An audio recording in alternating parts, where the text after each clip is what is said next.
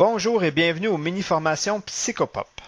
Je me présente, Jean-Pierre Gagné, et aujourd'hui, dans cette introduction au Psychopop, je vais vous entretenir sur le désir de sécurité. Le désir de sécurité. Comme le gros bon sens le dit bien, nous désirons les personnes qui désirent la sécurité, c'est qu'elles ont l'impression de ne pas l'avoir, donc d'en manquer. Le désir est toujours expression de manque. Tu ne désires pas ce que tu as, tu désires ce que tu n'as pas. Donc, le désir de sécurité, beaucoup plus spécifique, la sécurité en elle-même est un sentiment, est une impression. Il est très difficile de sécuriser quelqu'un directement. Donner de la sécurité, c'est pratiquement impossible. Okay? C'est une illusion parce que la sécurité n'est pas une chose. Je ne pourrais pas vous demander, supposons, apportez-moi, demain je vais vraiment être insécure, apporte-moi une caisse de sécurité, ça va me faire du bien. On ne peut pas apporter la sécurité. On fait des actions qui sécurisent. Donc, la sécurité est une impression. On va réconforter quelqu'un, ça va le sécuriser. Ça le met dans un environnement où il se sent sécurisé. Mais je n'apporte pas la sécurité. Je vais le calmer. En le calmant, il va sentir la sécurité. Je vais le raisonner. En le raisonnant, il peut se sentir en sécurité. Okay? Autrement dit, je peux créer la perception, la sensation de sécurité, mais je ne peux pas sécuriser. C'est une illusion. Autant la sécurité est une illusion que de l'apporter en est une autre. Hey, je l'ai vraiment sécurisé quand Non, tu l'as raisonné, tu l'as conforté, tu as apporté quelque chose qui fait que lui s'est permis de se sentir en sécurité. Et ça veut dire quoi? Ça veut dire que tu lui as permis de sentir que la menace était éloignée. Parce que la sécurité, souvent, est reliée à un sentiment de menace.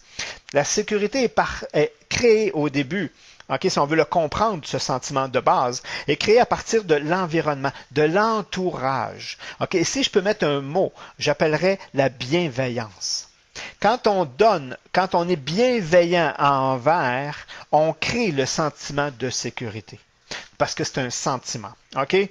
On ne donne pas la sécurité. On ne sécurise pas en réalité. On est bienveillant. On entend et on répond. En étant bienveillant, c'est qu'on entend les besoins de la personne et on y répond ou on explique si on ne répond pas, ce qui est aussi sécurisant. Parce que des fois, on ne peut pas combler tous les désirs et les besoins des individus, mais s'ils comprennent, c'est-à-dire si on arrive à raisonner, il ne sent pas la menace, le manque ou le danger, donc il ne se sentira pas insécure. Comment on peut le donner? La meilleure façon de le donner en début de vie, et c'est la cause de la majorité des sentiments d'insécurité chez les gens, c'est cet environnement-là où il a pu manquer un des quatre ou les quatre, la chaleur. Quand je parle de chaleur, c'est de chaleur humaine. Il a manqué de nourriture, il a manqué de réconfort, il a manqué de protection. Donc, si l'individu a un manque relié à ces situations-là par rapport à lui, il développe un sentiment d'insécurité. Et on doit devoir le sécuriser en comblant par le même besoin. Mais quand on vieillit, ces besoins-là sont plus évidents. Parce que l'enfant étant dépendant à 100%, il ne peut pas se réconforter. On se doit de le réconforter. Il ne peut pas se donner la chaleur humaine. On doit lui donner. Il ne peut pas se nourrir. On doit le nourrir. Fait que quand il est jeune, il est dépendant de l'environnement. Et quand le sentiment d'insécurité embarque, on a cette même dépendance-là, cette impression de dépendance-là. Mais aujourd'hui, je peux me nourrir. Je n'ai pas besoin qu'on me nourrisse. Donc, on va le projeter dans d'autres paramètres. Affectifs, argent, carrière. On va projeter l'insécurité qui vient d'un autre domaine. C'est comme ça qu'il s'installe souvent. Okay? Il suffit d'un manque dans un de ces paramètres, dans un de ces contextes, chaleur, nourriture, réconfort, protection, pour qu'une personne se sente insécure, peu importe le domaine. Il peut la projeter dans tous ces domaines ensuite, même si ça vient de seulement un aspect. Ou une autre façon, c'est un événement majeur qui sort de l'ordinaire, quelque chose qui est plutôt rare. Quelqu'un qui a vécu la guerre, c'est sûr que dans son environnement, le réconfort, fallait en apporter beaucoup parce qu'il y a vraie menace dans ce moment-là. Nourriture, elle est contrôlée. Donc, les personnes ont des ratios, donc il y a un manque réel. Mais c'est pas tout le monde qui vit dans des milieux où il y a la guerre, dans nos pays, puis pourtant, on a autant d'insécures. Fait qu'on sait que, oui, il y a l'événement, mais il y a beaucoup plus le contexte et l'environnement environnement sur les besoins de base. Les gens insécures, selon le degré, toujours, ok, je donne des exemples tout le temps gros, tout le temps forts pour comprendre, mais il y a des degrés. Il y a les gens qui sont insécures à 5%, à 50% et à 80%. Ont tendance à aborder les situations comme une bataille. Autrement dit, pour eux autres, chaque situation, il va falloir, ok, se lever les manches et donner un effort. Et ils doivent faire attention et ils doivent être présents, autrement dit, ils doivent être attentifs, faire attention et produire tout le temps. Ils doivent toujours être en train de produire. Ils ne peuvent pas se permettre de juste vivre. OK? Les autres, c'est pas possible. Parce qu'il y a bataille, il y a compétition, en réalité, il y a menace. Le vrai mot, c'est menace. Parce qu'ils perçoivent leur vie, OK? Leur possession, leur environnement qui pourrait être en danger. OK? C'est pour ça que c'est une bataille. Il va falloir que, parce qu'il y a danger, il y a menace. Plus que danger, il y a menace et il y a peur de perdre quelque chose. Donc, ils ont peur de perdre, en réalité, ce qu'ils n'ont déjà pas. OK? Ils peuvent avoir peur de perdre l'amour du conjoint, du proche, des gens. Ils peuvent avoir peur le conjoint, c'est l'être cher. J'ai peur de perdre mes possessions, un bien, mon auto, mon si. Ils sentent une menace, donc ils sont sur le champ de bataille. Ils sont tout le temps sur le champ de bataille. Les gens insécures sont sur le qui-vive. OK?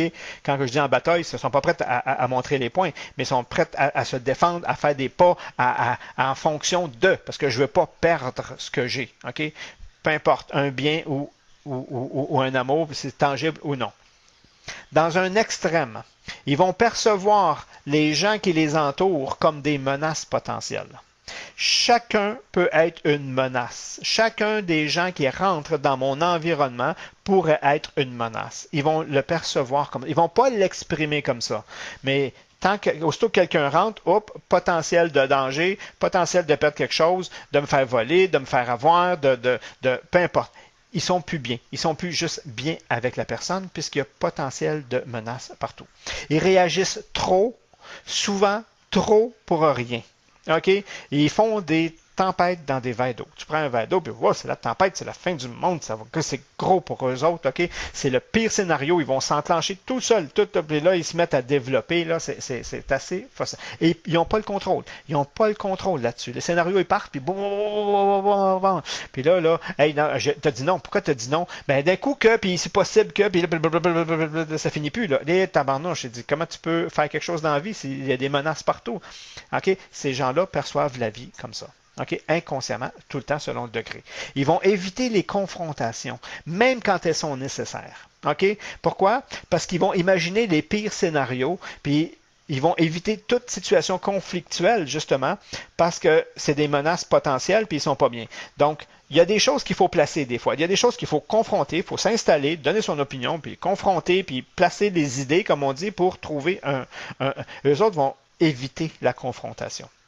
Même quand elle est nécessaire ici. Ils vont se justifier, le temps va arranger les choses. Je ne suis pas capable de lui dire. Puis à un moment donné, ça vient pire. OK? Parce que tu as laissé grandir le problème, la problématique. OK? Alors que tu aurais dû le confronter tout de suite. J'évite la confrontation parce que je ne veux pas. Je suis déjà en situation de danger, je suis déjà en bataille, je n'en veux pas plus. J'en veux pas d'autres. Je veux la paix, je cherche la paix, je me retire. OK? Fait que vous allez voir les deux extrêmes d'un même problème. OK? Ça, je parle d'un extrême à gauche ici. Comment on peut reconnaître l'insécurité chez les gens? Ils ont un sentiment de menace. OK? Ils se sentent menacés, même là où il n'y en a pas. Ils ont une impression de malaise et de danger. Eux autres ne sont pas bien.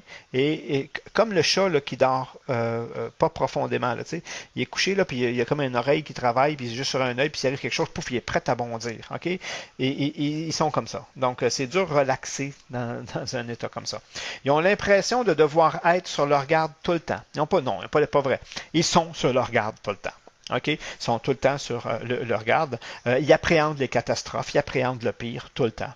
Cela peut aller jusqu'à une peur paralysante, parce qu'on sait que la peur paralyse. Alors, j'ai tellement peur que ça arrive que tu ne fais plus rien. Tu bouges plus. OK? Ça, on peut les reconnaître comme ça. Souvent, ils vont penser à une mort imminente. Ils peuvent aller. Là, on parle d'un extrême, puis on parle de l'autre aussi. On va les reconnaître là-dedans. Ils ont l'impression, ils ont l'impulsion de devoir faire l'impossible pour s'en sortir. Ils sont tout le temps en survie. Ils sont tout le temps en surcharge. OK? C'est tout le temps gros. Ça finira jamais. Ils sont comme ça. OK? Dans leur insécurité, parce qu'ils rentrent dans ces scénarios-là d'exagération. Il me semble que ça finira jamais. Et il me semble que je m'en sortirai pas. Ça, c'est des façons de les reconnaître. OK? Des synonymes qu'on voit au désir de sécurité, c'est désirer être hors danger. Ils vont l'exprimer. Je désire être hors danger, mais c'est parce qu'il n'y a même pas de danger. Mais il en voit partout, mais je vais désirer être hors danger. Je veux survivre. OK? Ils ne veulent même pas vivre, eux autres, ils veulent juste survivre. Et déjà, ça va bien. OK? Si je pourrais passer au travers. OK?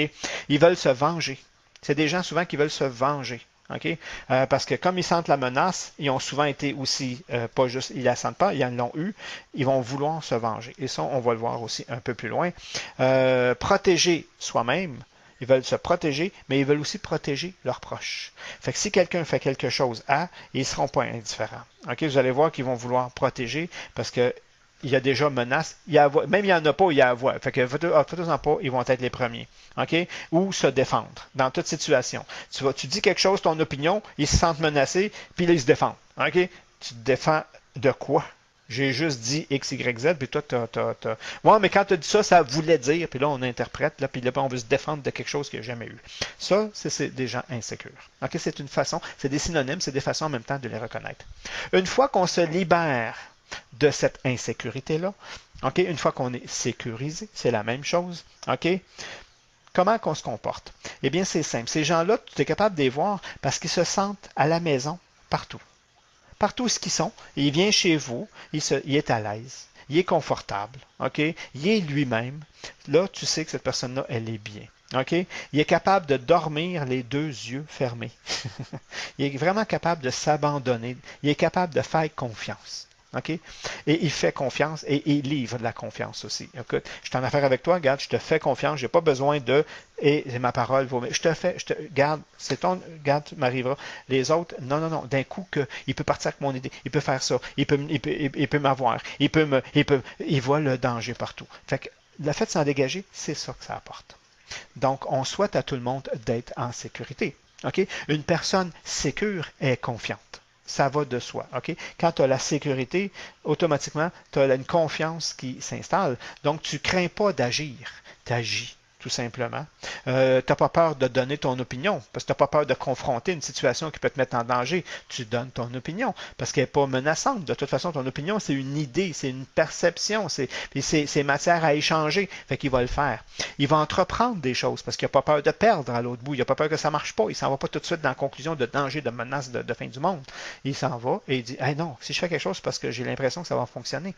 C'est ce que ça apporte quand on s'en dégage. C'est une personne qui va oser vivre sa vie en étant confortable, en étant à l'aise. Les autres sont plus des menaces pour lui. Les autres sont des alliés.